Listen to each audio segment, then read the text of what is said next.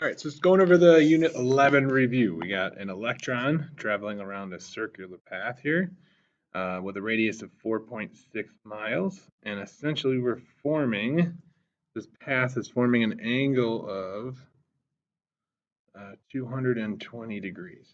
So this is in degrees because it tells us that, okay? And we know this is 4.6. So we're going to talk about the arc length. That's what we're trying to figure out how far it traveled. So the arc length formula for degrees is the angle over 360 times 2 pi r. So arc length 220 over 360 times 2 pi times 4.6. All right. So calculator, not that. Calculator, 220 over 360 is 11 over 18. All right. And then 2 times 4.6 is 9.2. So this is essentially 11 over 18 times 9.2 pi. Now it does say round to the nearest tenth when needed. So if I needed to, what I would essentially do is multiply this times our last answer and get 5.62 repeating. Since we're doing to the nearest tenth, we'll use the pi button and get 17.6. Nearest tenth is going to be 17.7, and then this is miles. Okay. Number 2 is given to us in radian measure. So really the arc length formula also works for radians. It's supposed to be angle over 360, but in radians, 360 is equal to 2 pi radians. And then when I multiply this times 2 pi r, these 2 pi's are essentially just going to cancel out here, okay? So what my arc length formula actually is in radians is the angle, which is in radians, times the radius, okay? So you can think of it as the radius times the number of radians, okay? And this is actually an angle measure here, all right? Okay, so we'll work on that in a second. Okay, so what we're going to actually do is take the arc length, right, which we don't know. We're going to take the radius, so that's the diameter is 24, the radius is 12, all right, 12, and multiply it times the radians, which is 4 pi over 3. So I'm going to take my calculator. I'm going to do 12 times 4 divided by 3, and it's going to simplify. See, 12 times 4 divided by 3, and I get 16. So the arc length is equal to 16 pi, all right? And the arc length is equal to, so times pi, 50.26, which is 50.3. All right. Okay, the dog on the next question pulls his leash, right? He walks from the garage to the fence, and it says that that length is 55.8 feet. All right, and it's a 20-foot leash.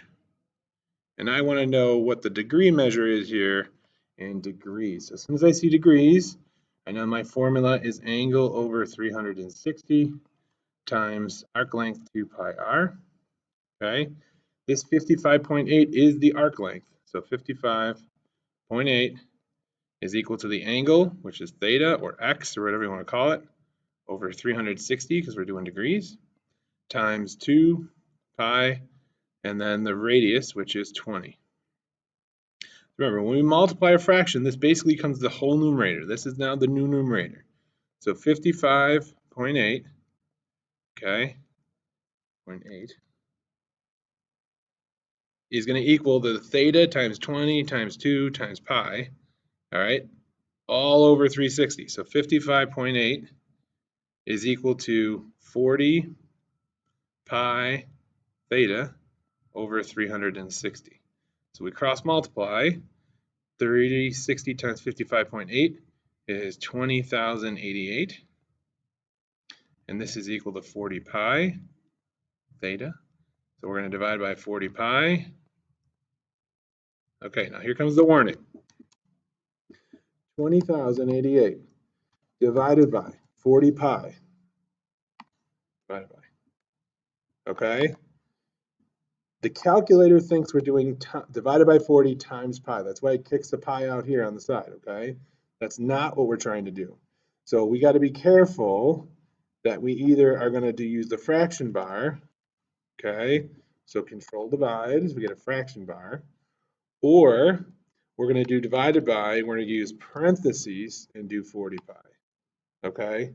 So we want the pi to be on the bottom here. So make sure we check after you type it in, hit enter, make sure this is how you want it. So that's 159.9.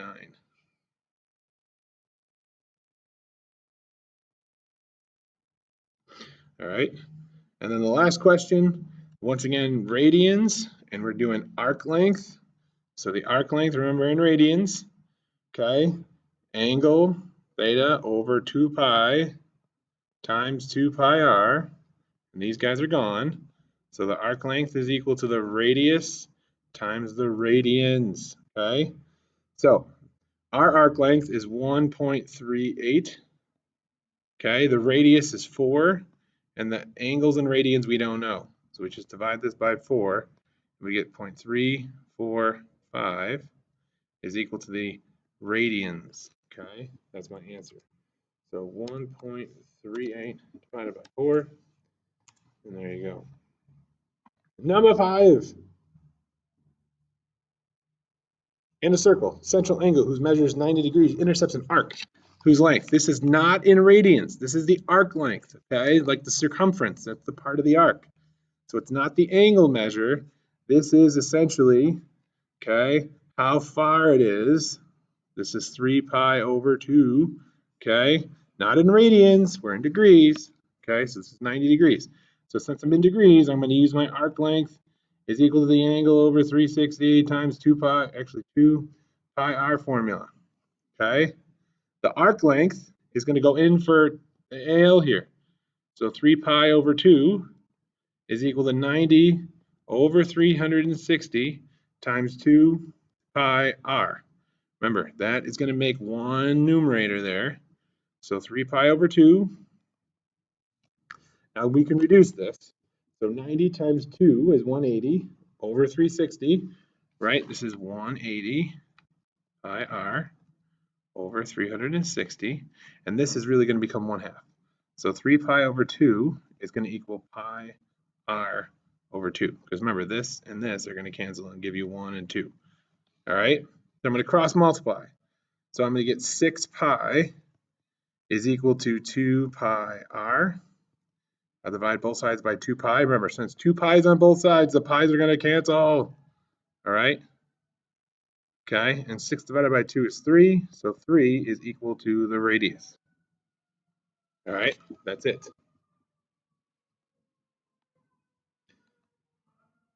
Number 6. You hear those sirens, it's because we're on fire over here. Okay. We know that FH and OG are equal. We also know that the length of the radius is 6. Remember, if this is 6 and it's a radius, that means that every other radii in this question is also 6. Okay? And because OG is 6, that means FH is 6. So really, this triangle right here is an equilateral triangle. All the sides are 6. So this central angle is going to have a measure of 60 degrees. That's 180 degrees in a triangle, and I have 3 equal angles, okay? So if I want to do the area of the sector, okay, area of the sector is equal to, same thing, angle over 360 times, and this is pi r squared instead of 2 pi r. So the area of the sector formula is 60 over 360 times, and then we just do pi times 6 squared. So the sector, really this is 1/6 and then 36 pi. So the area of the sector is equal to 6 pi. And if we need to, for rounding purposes, okay, 6 pi is 18.84. So that's 18.8, okay?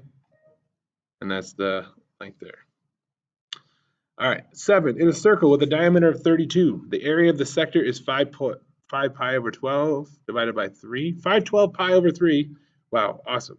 Find the measure of the angle of the sector, and we're in degrees again, okay? So what we're going to do is two things. I don't know where that came from. We're going to get rid of that. You go away. All right. So we're going to set up our formula here. Okay. So the area of the sector is equal to the angle over 360 times pi r squared. The diameter is 32. That means the radius is 16. So 512 pi over 3 is the area of the sector. The angle measure is what we're trying to figure out. We can call that x or theta. Okay, and then times pi times 16 squared. So remember, this is going to become one numerator. So 512 pi over 3.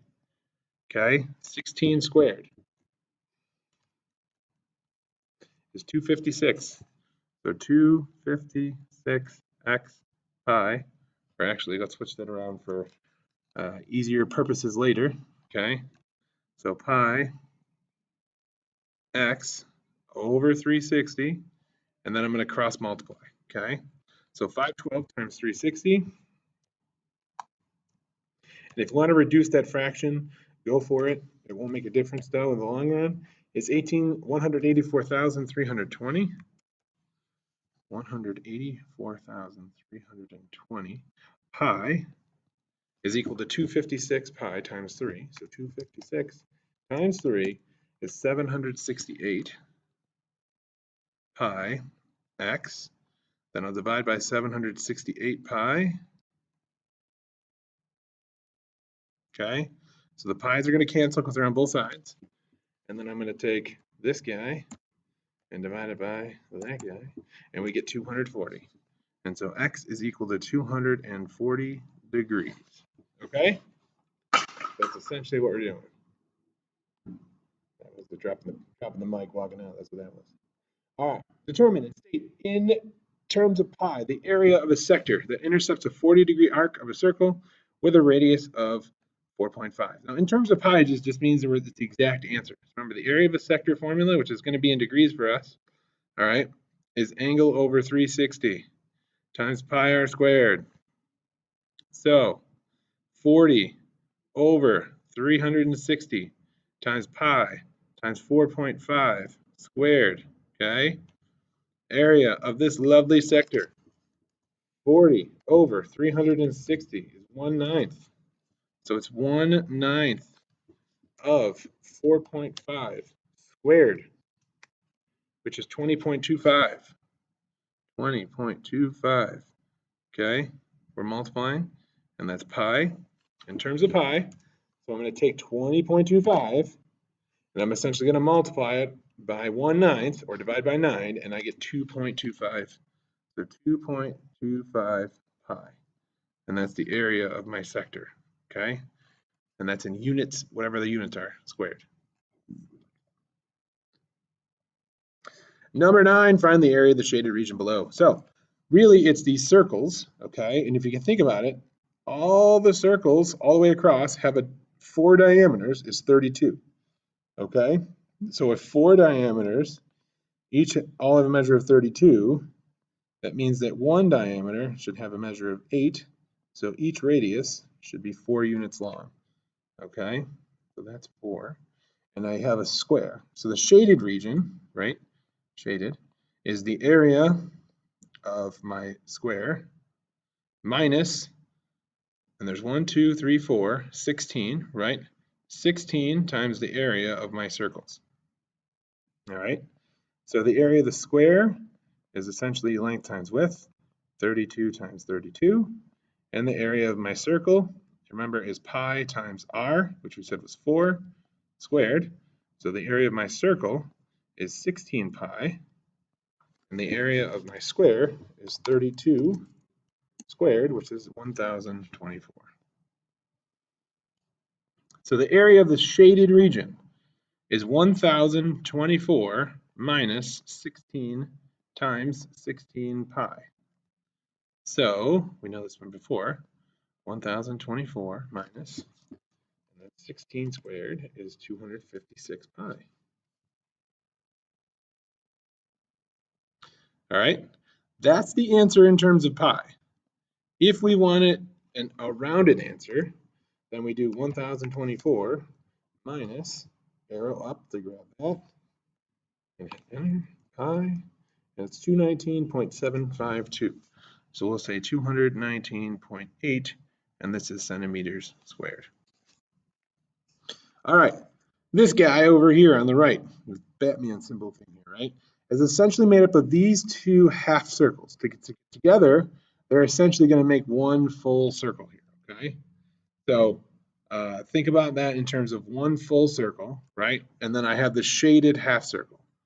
So the area of the shaded region, okay, is going to equal the area of the half circle, the big half circle, minus the area of the two half circles, or the whole circle down here. So if we shade these guys in, all right, kind of looks like Homer Simpson, the half of his head there, all right.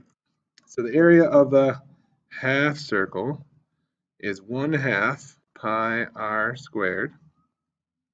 Now this r, right, is all the way across from there to there in this half circle here. So it's actually 4, okay? So 1/2 of pi times 4 squared. Now I can't do half of 4 and square it. That's not correct. I have to do order of operations, which is square first, so 16, and then half of 16 pi, okay, is 8 pi. So that's the area of this half of circle. All right, and then the area of the two half circles, right, two half circles, terribly drawn, really the full circle is just pi r squared, 2 times pi r squared, 1/2 pi r squared. So it's pi times the radius, which is 2 squared, so this is equal to 4 pi, okay? And that's 2 half circles. All right, so the actual area of the shaded region is 8 pi minus 4 pi, which in terms of pi is 4 pi. And there's the bell. You guys are out of here right now. 4 pi is 12.56, and so this is essentially just 12.6. All right. We'll get caught up on those ones in a second. All right. So on target A here, right, we know that these, and what should be told is that these squares are all equal. So essentially each of these has a 2 by 2 square. So if we count up the white squares, there's 1, 2, 3, 4, 5, right? There's 4 black. So really want to do the whole thing minus the 4 black squares, or right, 1 black square times 4. So the area of the black square is equal to essentially 2 times 2, and then that times 4. Okay, so 4 times 4, and that's 8, and that would be area of the black shaded squares. Area, there we go. Okay, if you did the whole thing, 6 by 6 is 36. Okay, there's essentially an area of 4, so 4, 8, 12, right? Well, where did 14 come from? And then 16, all right?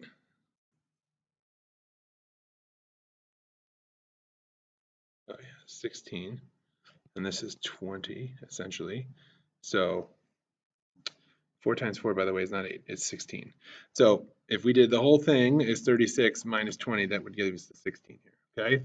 So the area of the shaded region is actually, there's a few things, right? It's this guy, and then minus out really just that, it's actually the area, just the inner circle. So we don't even need the whole square. I need to know the area of this circle, and I need to take away the area of that circle. Okay, so it tells me here that this diameter is essentially 4. So that means the radius is 2. And here the diameter is 6. So the radius is 3. Okay, so the bigger circle, so the area of the big circle, okay, is going to be pi times 3 squared, which is 9 pi. And the area of the small circle is pi times 2 squared, which is 4 pi. So the area of the shaded, all right, is 9 pi minus 4 pi, which is 5 pi. meters squared. You can type it in your calculator and get that one. All right. Okay. Next guy. We're doing 6 here. So that means that the distance from here to here is 6. Okay. And then this should also have a length of 6 if it's a square. And this to this is 6. So essentially each of these have a length of 3. So in this square, in the inside, we're actually going to need to use Pythagorean Theorem to figure out the length of the hypotenuse. So 3 squared plus 3 squared is equal to c squared. 9 plus 9 is 18. And so the square root of 18 is equal to c. All right. So the area of the whole square, all right, is 6 times 6, which is 36. And the area of the inner square is equal to the square root of 18 times the square root of 18, which is 18. So the area of the shaded region is essentially 36 minus 18, which is 18, and then unit squared. All right, on the next one, we got ourselves a little proof here. So, all right, T-chart, statements and reasons.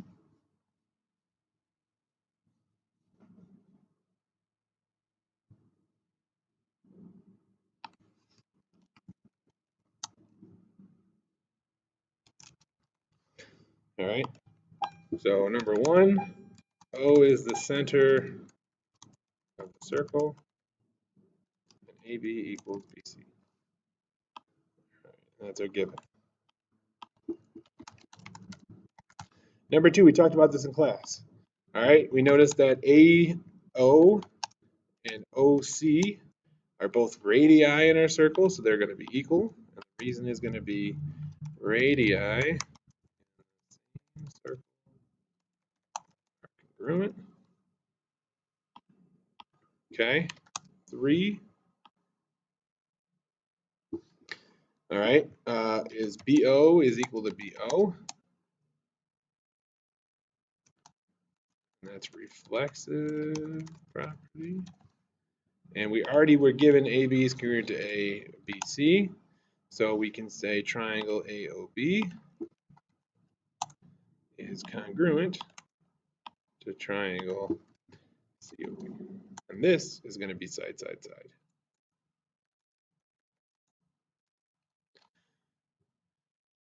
Now, there's also another way to do this, which is essentially to think about the fact that if these two chords are equal here, that means these two arcs are equal over here. And if the arcs are equal, that means these central angles are equal. And then we can do from this triangle right here, side, angle, side here. So that's another option to think about for that proof. All right. We also mentioned this guy in class. All right. So for this line, for this triangle, if you look at the proof statements, triangle ABC is essentially this triangle right here, and triangle BDC is this triangle up here. So we can see that they both share our angle C, okay? And remember we talked about before, the angle here that is inscribed, right, into a semicircle, this angle is going to be equal to 90 degrees, but it's not inside our triangle, okay? It's outside the triangle. So what we want to do is get the angle next door to it to also be 90 degrees, okay? And the other angle that's 90 is going to be this angle because it's formed by a tangent and a radius. All right, so we're going to go ahead and draw our T-chart, put our statements and reasons in.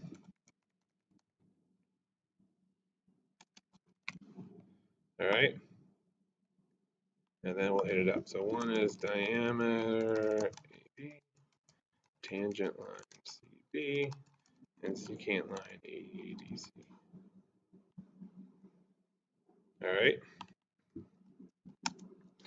it's given, and then we're going to go to work. So first thing we got, we're going to say angle ADB is equal to 90 degrees. all right? We could throw in the anything else that has the same reason. This reason is going to be different for the next angle. So this is an angle described my circle. All right, it's 90 degrees. Okay, number 3, we want to get the angle next door to it. So BDC is equal to 90. So for this guy, remember we said in angles that's basically on a straight line, right? So angles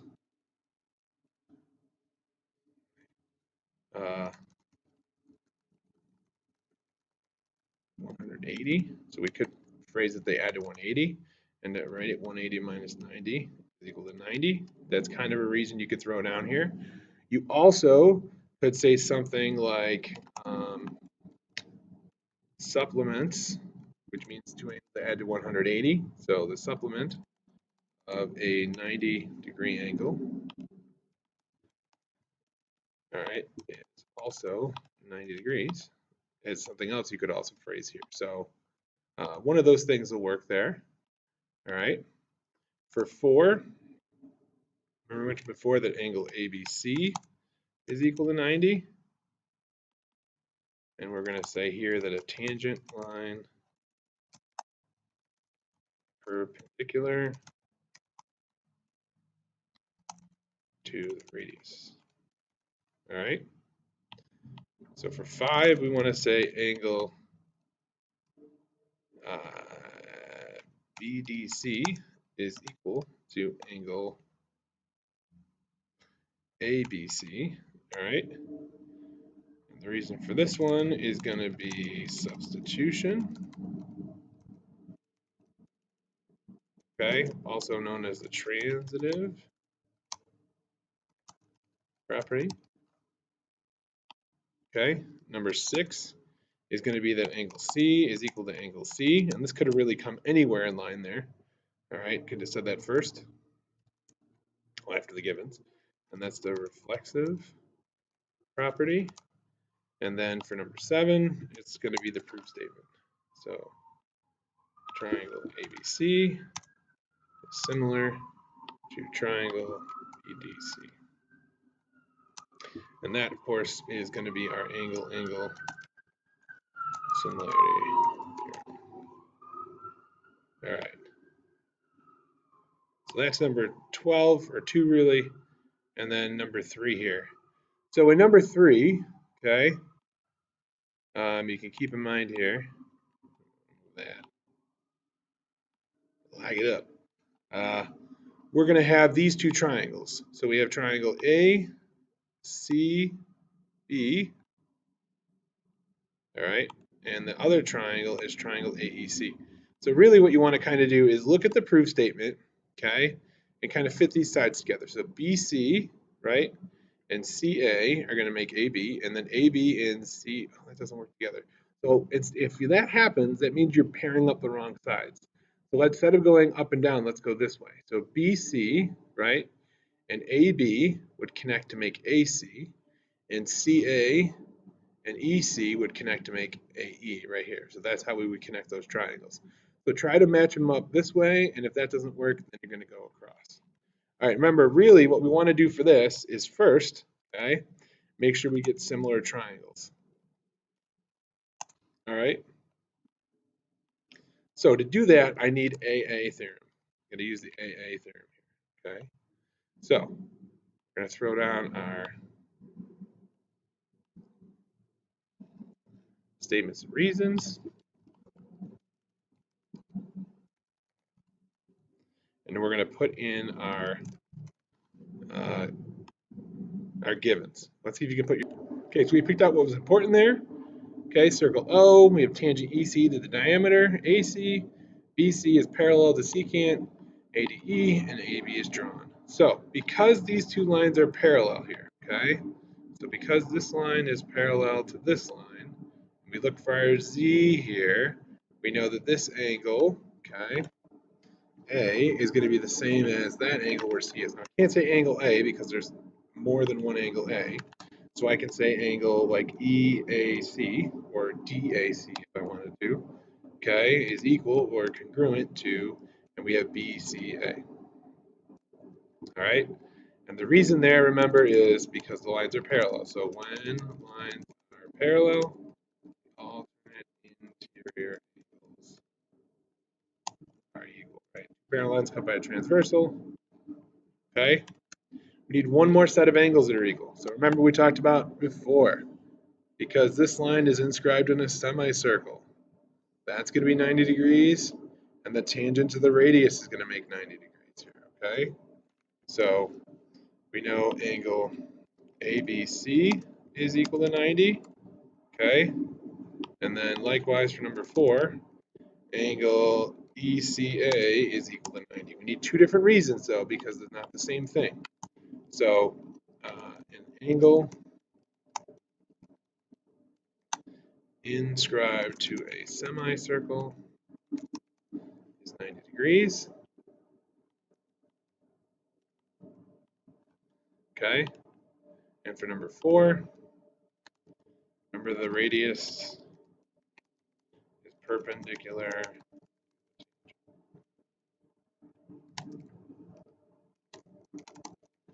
All right.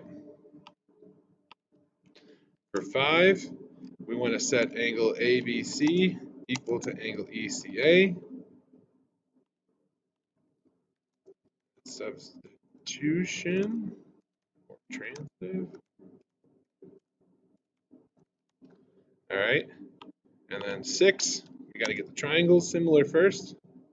So triangle ABC is squiggly to triangle, remember, similar, not squiggly. All right. And we want to match them up. So it's going to be ECA, so that things are in corresponding order. Okay. This is AA.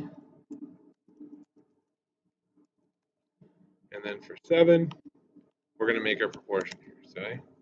So BC,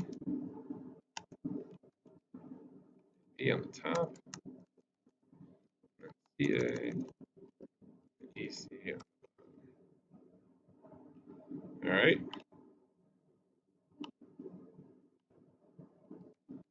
And this is going to be corresponding sides in similar triangles are proportional. All right, guys, that's the review sheet. Anything else, let me know. But that's essentially what we're going to be looking for tomorrow. All right. Have a good night, guys.